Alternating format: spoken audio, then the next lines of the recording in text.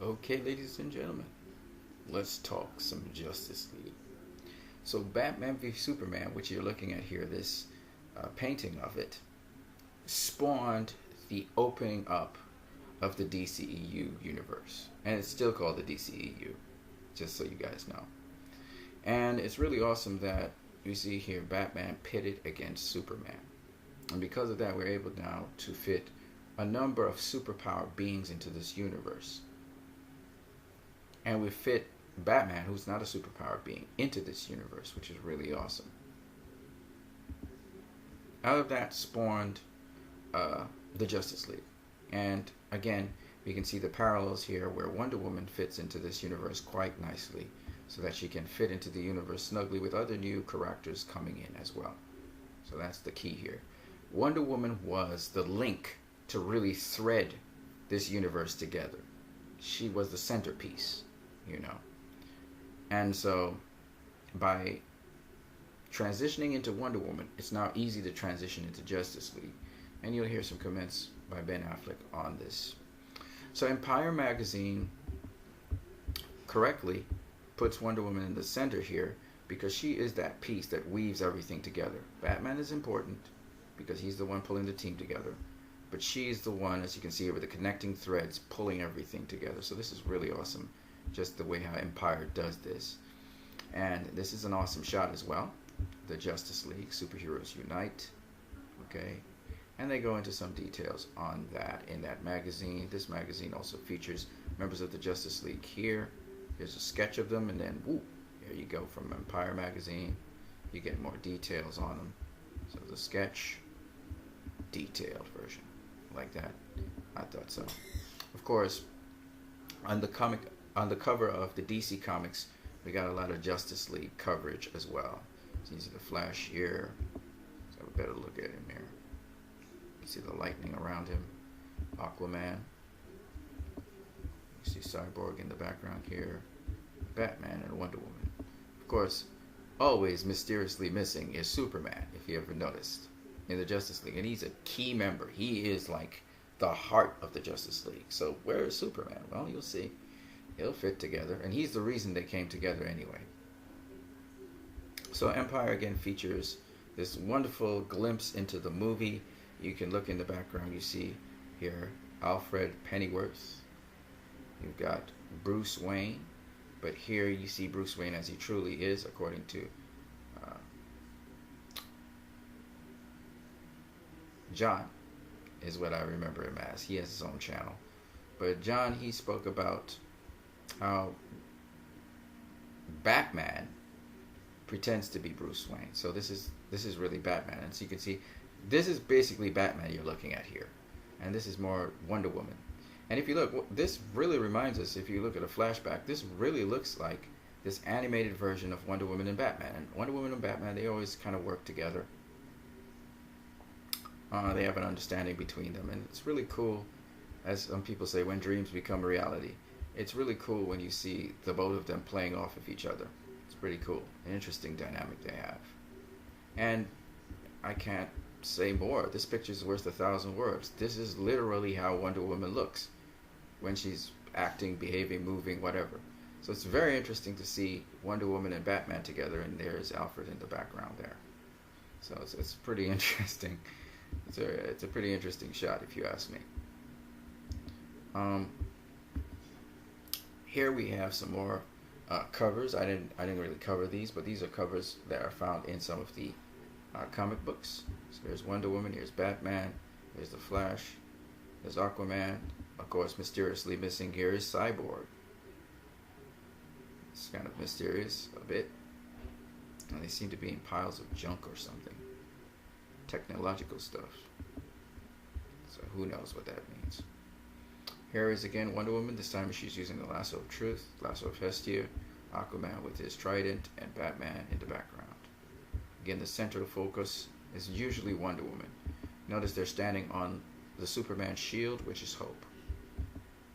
So they're embracing the hope of Superman. It's pretty interesting. And finally, you see the two younger ones, Cyborg and the Flash, in the background here. Cyborg with his sonic cannon, his Batman in the background. The Flash. interesting, if you ask me. So I just thought I'd get to that art. Here's some other images from the set of Justice League. Here's Wonder Woman. This is scanned out of a book. I guess all of you guys probably seen this before. There's the Flash. There's Batman. Alright. And this is straight out of, again, this is scanned out of a book, I believe. This is when Commissioner Gordon is speaking to Batman, and the members of the Justice League just happen to be there with him. You see Cyborg there, along with Wonder Woman. You see Batman here, along with the Flash. Alright. And this is the art of the film. So the book is out. You guys can go and get that by Abby Bernstein. It's forwarded by Jeff Johns. And Charles Roven does the introduction. So it's really cool.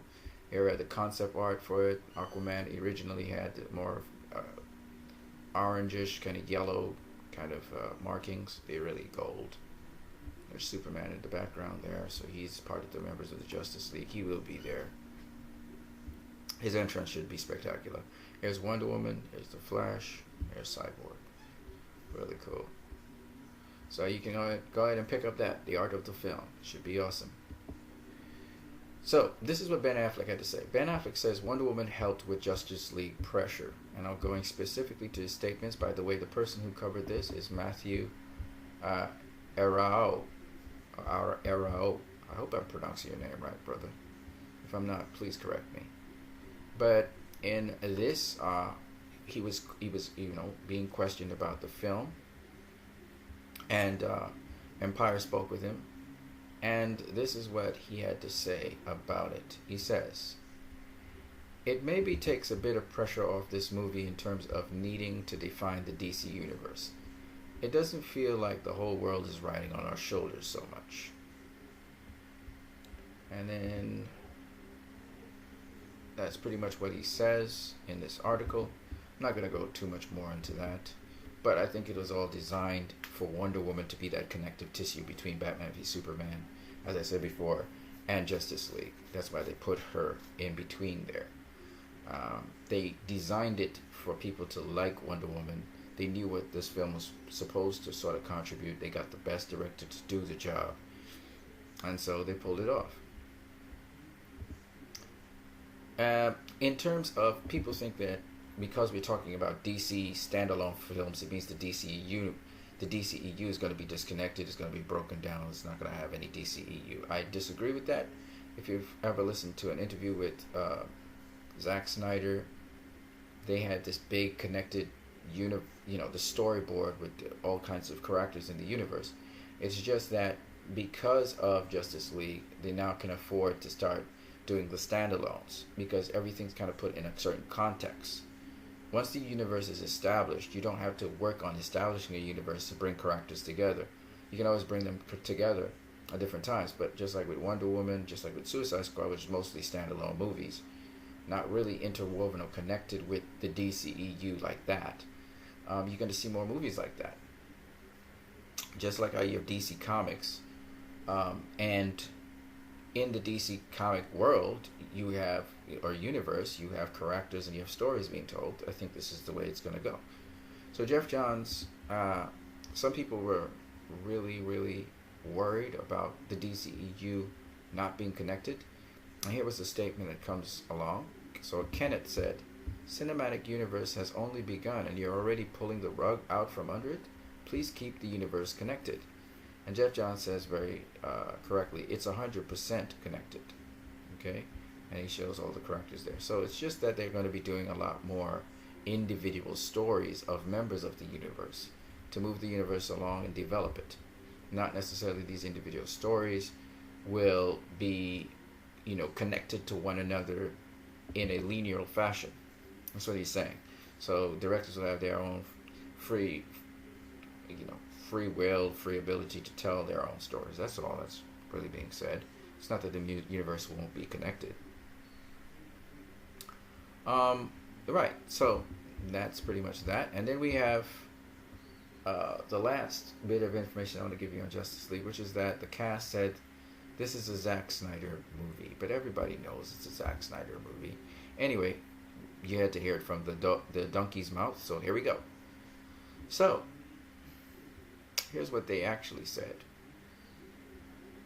So Gal Gadot didn't mince words when it comes to Snyder's involvement. This is a Zack Snyder movie. Josh only did a few weeks of reshoots. He is Zack's guy and knew exactly what he wanted to get. He has a beautiful vision. Okay? That's what Gal Gadot had to say. Ben Affleck, he said it this way. I didn't sense that we were moving towards something that felt like the Avengers. Josh is more than just an Avengers director. He's a good storyteller. Full stop. In midstream, Josh got on, and part of what interested him was the puzzle aspect of it, fitting in pieces that weren't there yet. He put the rest of the pieces in and gave it his own imprimatur. And yes, Ben Affleck is a very, very smart guy. That means his imprint. Josh came in and walked a very fine line between Zack's sensibility, tone, and direction. We found a really fun and inspiring synthesis of their two forms of storytelling. I was so glad everyone showed up for work for Zack. So, Ben Affleck is clearly telling you whose vision this movie is. This is Zack's vision. This is not Josh Whedon's vision. And the reason it has to be one director's vision for this film is because if Zack has a particular vision for this movie and then Josh Whedon has a particular vision for this movie, primary vision, then you're going to get a dual-toned movie, which that's a nightmare, okay? But if it's Zack's vision that this movie is based on, then Josh Whedon's way of directing has nothing to do with the vision. The vision's the same. It's just Josh Whedon now is going to put his flavor into it. It's like you have somebody making a cake, and there's a recipe for that cake. Now, you don't have to go exactly to the recipe, right? But you may add your own style, your own pizzazz, your own flavor on the recipe. But you got to keep to the damn recipe. You know what I mean? You can't just stray away from the recipe. Then you'll be making something else. You won't be making the cake that it's originally supposed to be. Zack Snyder's vision is the recipe for this movie. So you gotta keep to Zack Snyder's vision. But it doesn't mean you can't do your own thing as a director. And so, yeah, absolutely. Zack's not going to chain anybody down. That you can't be creative and should be chained down. No. So Joss Whedon has ideas for how he wants to execute and fill the gaps in on the movie, and that's what he's been doing, and he's been doing a damn fine job, if you ask me. I can't wait for the trailer. Him and Danny Elfman, man, brilliant job. They're not recreating the wheel because there's just too much material there for them to recreate the wheel, but what they're doing is streamlining it, editing it in the way how they think best for the movie to be streamlined and edited. And I had 100% confidence in Joss Whedon. This guy knows how to make not only comic book movies, but he knows how to make great movies. And I think about Speed and the fact that he did Speed, the dialogue for Speed, he rewrote the script for Speed. Crazy. I mean, Speed is up to this day, it's not it's a movie that keeps that suspense all the way through. You know, if you haven't seen Speed, you need to go see it, okay? So Joss Whedon's just excellent when it comes to dialogue and just getting the reality and the relatability to characters. He nails it every single time. It doesn't matter what kind of movie you're talking about. And so Ben Affleck is making it abundantly clear this is not going to be an Avengers movie. Yes, Joss Whedon was the director for Avengers, but this is a different feel of movie. This is a different kind of movie.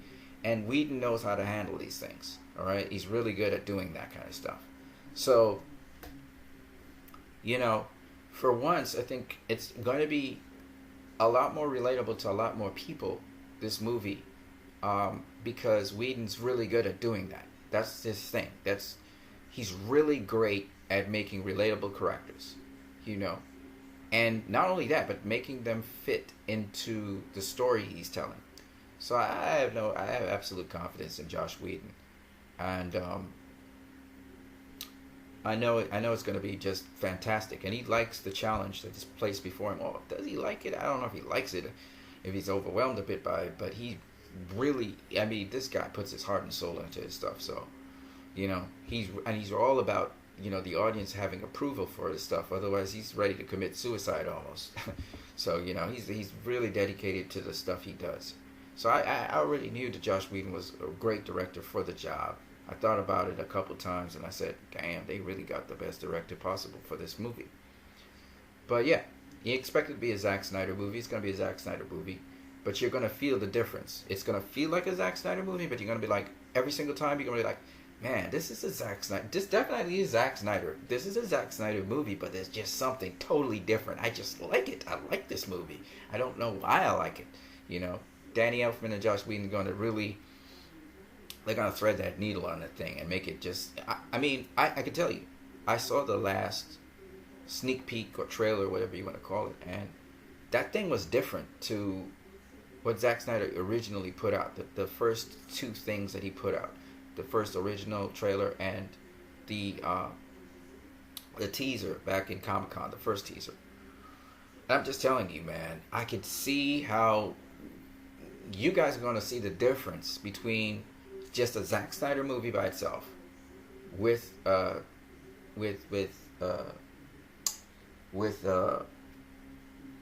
Junkie XL.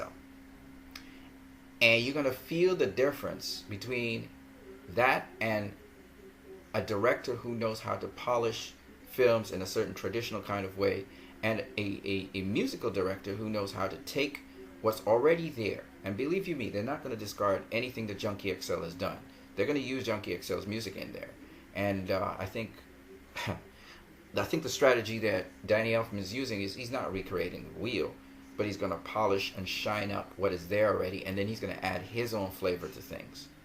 And you're going to see the skill in how they weave, they weave in or sew in those finishing touches on a movie, and it's going to feel like a complete, cohesive, well-written, well-directed movie. But you're going to be like, this is a Zack Snyder movie, but gosh, man, it's just so much more appealing. I don't know why I like this Zack Snyder movie. You're going to feel like that. Especially if you hate Zack Snyder stuff. You're going to love it. You're going to love it. There's certain things in Zack Snyder stuff, like the slow-mo and stuff. You're going to be like, I don't really dig the slow-mo, but I kind of dig the slow-mo. I just don't know why I dig the slow-mo. And you're not going to understand that the elements of Danny Elfman, what Danny Elfman does with his music, what Danny Elfman has, a certain command of music that you're not realizing the music's having an effect on you. So that even if you're seeing the slow-mo, Danny Elfman's done something. He's weaved his little magic and got you really digging slow-mo and stuff like that. It's those subtle, nuanced things that Elfman and Joss Whedon are going to do in this movie, that the subtle things that make the movie just so much better, and you don't know why you like this film, but you like it now. But you know it's a Zack Snyder film. Like, you feel the Zack Snyder all over the place, but yet you just like the film and you don't know why. That's what's going to happen. And it's just these subtle things these directors do to make a movie that much more likable. A movie that if it was just left up to the director by himself, you wouldn't like as much. You'd be borderline. You'd be like, I think I like it. The people who are sold on the movie, they're going to be sold on it. But the people who, they're these little things that make a movie that much better. And I'm going to say this and I'm going to say it again. Joss Whedon is going to make the difference in the reception of this movie. Definitely. Hands down. Joss Whedon is going to make that difference. Because he's going to make the movie something that you're used to seeing, kind of like, even though not. And it's going to make you more focused in on what Zack's actually saying in the movie. It's going to get you to focus in. You're not going to misunderstand a thing that Zack's saying in this movie. And you're going to think of it as an absolute brilliant movie. And you'll be like, I don't believe that I would say this about a Zack Snyder film. And then some of you are going to give Joss Whedon all the credit in the world for the movie, even though you know, without a doubt, you can feel that it's a Zack Snyder film. You're going to be like, this is a Zack Snyder film, though. You know, you would want to give Joss Whedon more credit than he deserves, but you can't because it's a Zack Snyder film. and it's gonna puzzle you. It's gonna throw you for a loop. Even I think the critics are gonna actually be scratching their heads, being like, I just really like this. This is Zack's best work. I just don't know why I like Zack Snyder's film. Not understanding Joss Whedon. Joss Whedon did things in there, and Danny Elfman, that Junkie XL and Zack Snyder did, but wouldn't have been recognized. But they played it up, and they, in their clever way, was able to weave that magic that you were looking for in the movies, that magical element, that almost intangible element, that without that element you wouldn't like the movies as much. So just from watching the trailer of Justice League, I got that. And the first trailer, I know they're going to do a lot more and sharpen it up and sharpen up everything, because Joss is like a perfectionist, and Elfman's like a perfectionist. So they're really going to tighten up this movie. I think they're going to work all the way up till the day that the movie comes out. They're going to be working, and sharpening and tweaking, and they're just going to go right up to the final day on this movie. And yeah, I think this movie is going to be, I think it's going to be a surprise to a lot of people. It's going to be like that secret surprise for everybody. I'm not trying to spoil myself on the movie though, but I just want to share all this stuff with you guys. I've heard some people say that their most anticipated movie for the year is Thor Ragnarok, and I just want to throw Thor Ragnarok inside of there. That of course there's a lot of people who like Marvel movies. They're bought into it and everything, and it's really cool. It's not really my taste, but I'll go out there and watch Thor Ragnarok. I'll go out there and watch. I'll go out there and I'll support it, and I'll also support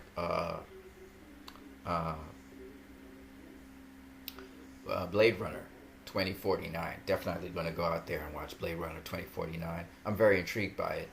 I'm definitely going to get off my butt and go see that movie. As to Thor Ragnarok, I don't really expect a lot out of the movie, but I know the advertising is still somewhat deceptive, because usually these movies have a lot more content than is advertised. So I'm looking forward to seeing what Thor Ragnarok will have. I know it's going to be funny. It's going to be it's not going to be as serious as the other Thor movies, which is a little bit disappointing, because I thought that Captain America and Thor were more of the serious Marvel movies. But then again, I can't really say. That's too premature. I'll just go into the cinema and watch it. It's not really my thing to watch comic book movies that are kind of that kind of caliber comic book movie. But I'll go out there and support it anyway, because when I saw how people really lapped up Spider-Man Homecoming, especially China is like becoming a tour de force out here, man.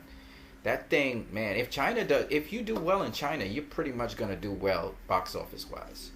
And China has a lot of say now in how movies perform.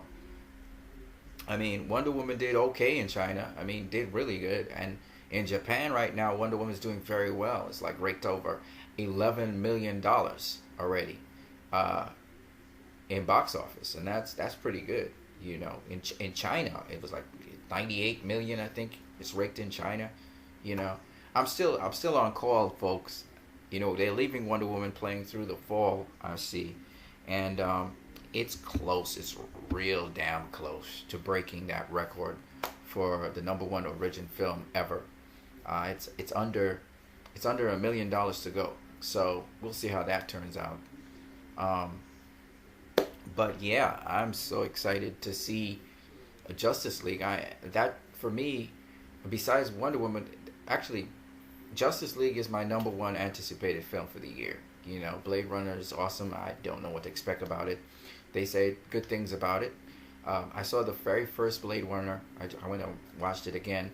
It you know, now looking back at it, it has a simple concept, but because I'm from science, you know, I'm a science background person, and I understand these things are kind of possible, but at the time it was revolutionary. In 1987, that was a revolutionary concept. So I can't wait to see what Blade Runner 2049 has in store. I'm pretty sure they're going to talk a little bit more about the replicants, and it's going to be a little bit about a story about the replicants and some of the social commentary. So I'm looking forward to that. I still think Patty Jenkins is the #1 director this year. There's a lot of great directors out there doing some great things, but I just think Patty Jenkins is going to probably nab it this year. I just think Wonder Woman. I watched Wonder Woman again And I just have to say that is an awesome movie. That is an awesome movie. And if you haven't gotten it on Blu-ray or DVD, you really should get it on Blu-ray or DVD. You know, but when it comes to Justice League, that's my number one anticipated film for the year. I can't believe I'm going to go see it in theaters. I don't know how many times I'm going to go see it. I don't know if it'll be a better movie than Batman v Superman. We'll see. I don't know. I don't know much about the movie, to be honest with you. I'm not trying to know. I don't want to know anything about Justice League, you know. But what is awesome is I like that we have Thor Ragnarok coming up, and then a couple of days after we got Justice League. And I don't think those movies will compete with one another because I think the demographics for Justice League, while I think it's going to be some of the demographics for Thor Ragnarok are going to overlap to Justice League, I still think that Justice League's demographics is still for, I think, much more older audiences. They're going to bring their kids to Justice League. The kids are going to have fun. They're going to have a hoot with it. But at the end of the day, I think Justice League is really for adults. I think Warner Brothers generally appeals to a much more older demographic, a much more older audience, except in this case of Suicide Squad, which was more like teens to young adults. Wonder Woman appealed to everybody, but I'm looking forward to seeing what Justice League brings to the table. I don't really care too much about box office now. I know it's going to probably make over $1 billion anyway. So my thing is, for Justice League, I'm just looking forward to what the story is with the movie, and if it's a classic, man, I'm going to be watching it for a long time. I mean, I only care about me right now, and maybe other people who dig the DCEU, which I still call the DCEU. I've heard Zack Snyder call it the DCEU a couple of times. The DC Extended Universe is what he said. So I go with that. A lot of people say that the DC Extended Universe is not said to be that, but actually it is. I've heard different people say that in the interviews to Zack Snyder or other people, and that's what they called it. They called it the DC Extended Universe. So I don't think it's a problem to call it that, to be honest with you. Some people say it's the DC Cinematic Universe. I don't know about that one. So anyway, there's something called DC Films. That's what, you know, and it obviously is a universe because we've had a number of movies which interconnect the universe. So you begin to realize, oh, this interfaces with that. But we already know Batman is in the universe. We know Wonder Woman's in the universe. Aquaman's in the universe. Cyborg's in the universe. Flash is in the universe. Superman's in the universe, right? We know these characters are in the universe. So they don't need to make now films where they specifically mention each other or mention events. They don't need to do that anymore because it's a given that these characters are in the universe. You see what I'm saying? Now, we also know the Green Lanterns are in the universe. So in a Green Lantern film, they don't even need to reference the other, the other people that are in the universe, the other characters. They don't need to. You can just do a straight Green Lantern film, So I'm looking forward to that, and I like how they did it. They did it where they introduced the universe, so we know the universe is there, and now we can just deal with other things. You know what I mean? So I like that. I like the approach. I like what Jeff Johns and they did. I like what DC has done. They are a different kind of comic book movie to, Fox's Marvel and, to Marvel, Disney's Marvel. They're different. And you really want your characters to be different. You want a different kind of world, different kind of approach. I love that they come from a much more mature perspective. It's not just telling a story, but they got, the gentleman who's playing Commissioner Gordon said, there's a little bit more oomph into what they supply to you. There's things for you to reflect on, think about, stuff that you take for granted and stuff like that. I like that. So they don't really treat the DC universe like a comic book universe. They treat it more like a world like ours. That just so happens to have these people with extraordinary abilities. And I really like that. Whereas I don't know. This may be my narrow perspective because I heard Kevin Feige say he thought it was like the normal world and then these guys have extraordinary abilities. But I less buy into Marvel's world like that. I mean, Spider-Man Homecoming, I didn't buy into it because the criminals weren't really... It didn't feel realistic, the criminals that were in Spider-Man's world. didn't feel realistic. They felt like characters.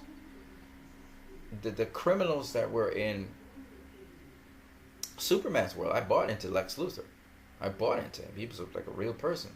People said he was kind of cartoon-like, and to that I say, well, Mark Zuckerberg is a cartoon-like character. This is how Mark Zuckerberg behaves. You know what I mean?